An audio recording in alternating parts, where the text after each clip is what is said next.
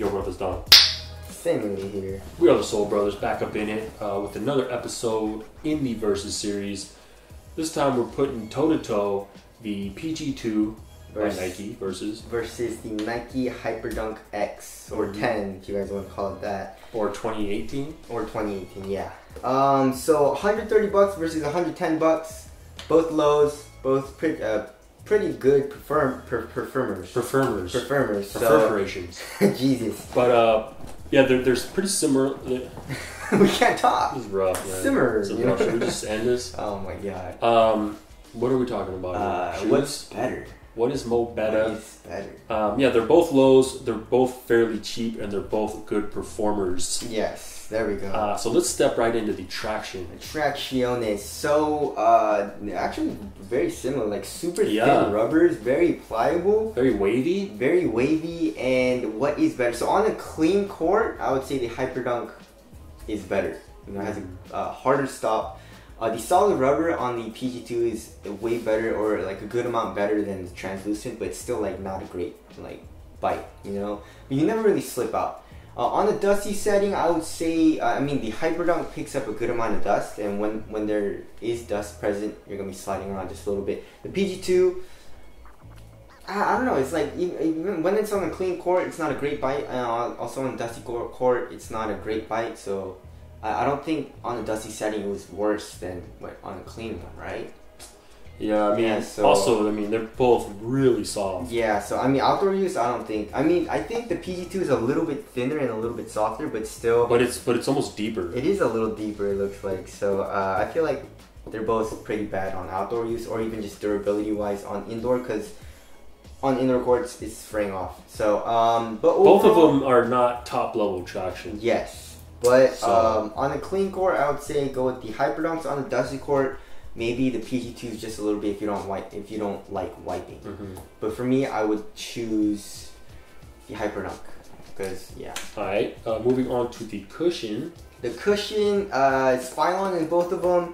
The Hyperdunk has two zoom units, one in the forefoot and one in the heel, and you can't feel it too well. The PG2 you can feel a little bit in the forefoot, but nothing too crazy.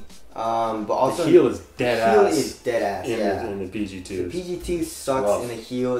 I would say the Phylon is a lot softer in the Hyperdunk. It's very weird. But yeah, there's a lot more compression in the heel as well. So it's a lot softer.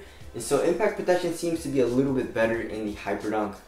But it all depends. Like if you like that forefoot zoom unit and you like to feel it a little bit, then go with the PG2s. But I like to have a better like softer foam. I like foams better, so I would stick with the Hyperdunk. I mean, responsiveness, I would say they're both responsive. You feel low to the ground in both. And impact protection, I would say, is a little bit better in the Hyperdunk. So I'll stick with the Hyperdunk. Right. Moving on to the materials. Ooh, the PG2, we have this kind of canvasy mesh. It's pretty nice, actually. Very nice. It's light, it's thin, it's strong. It doesn't look too bad either. Then you have a little bit of suede touch, which actually doesn't look too bad either. So materials are not bad. You have kind of neoprene ankle collar area and some neoprene in the tongue. PG2s aren't bad. Yes, they're actually super nice. The Hyperdunks, it's like an EM, an engineered mesh, and in hand, I would say the PG2 feels a lot nicer. On foot though, there's also a neoprene material here in the midfoot in the Hyperdunk, and that feels super nice. It stretches over your foot a little bit.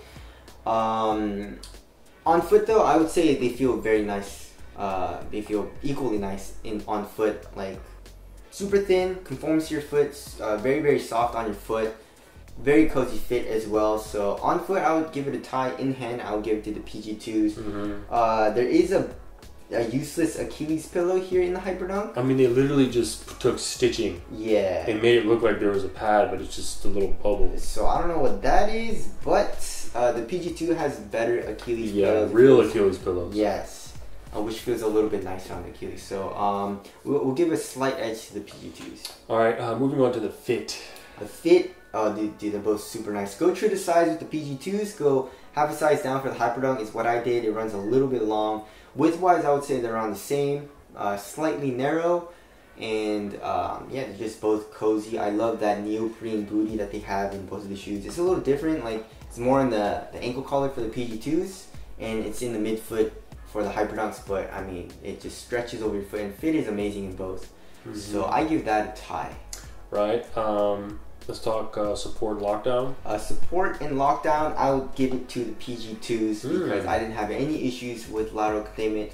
Lateral containment wasn't horrible in the Hyperdunks. It wasn't a deal breaker or anything, but I felt just a little bit of stretching here, and my foot would slide out just a little bit out of the footbed.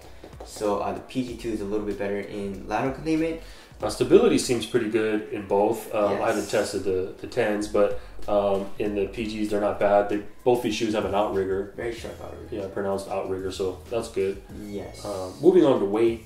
Weight. Ooh, I have no idea. I feel like the Hyperdunks gonna be light. Really? 11.01 ounces. That's pretty light. PG is probably 11 point something. Ooh, 12.28. Ooh. The Hyperdunk feels a little bit lighter. I mean, I feel like maybe, yeah, there's a lot more padding in the ankle area for the PG2, so it feels a little bit bulkier in that area. But yeah, so I would say the Hyperdunk feels just a little bit lighter on foot. When you're playing, what's more responsive? I give it around the same. Like you have that lateral containment issue just a little bit here in the Hyperdunk, but then the PG is not great on traction. So plus it's just a touch bulkier in the ankle. Yeah, so I give it a tie. Right. Moving on to durability. Durability, I would say they both. Actually, maybe the PG2s, right? Like I feel like this material isn't as durable as the PG2s, and the traction sucks for both of them. So I would say the PG2. Just because of that material is a little bit more durable. Yeah. Any difference in ventilation? No. I'd say it's around the same, yeah. And they're both decent? Yeah, they're both okay, yeah. Okay, aesthetics. Aesthetics, I will go... Ooh, I don't know, man. I don't know either. I'll tie it up. I'll tie it up, yeah. Yeah, tie it up. I guess let's wrap it up. Wrap it up. $110 for the PG2s and $130 for the Hyperdunks, I believe.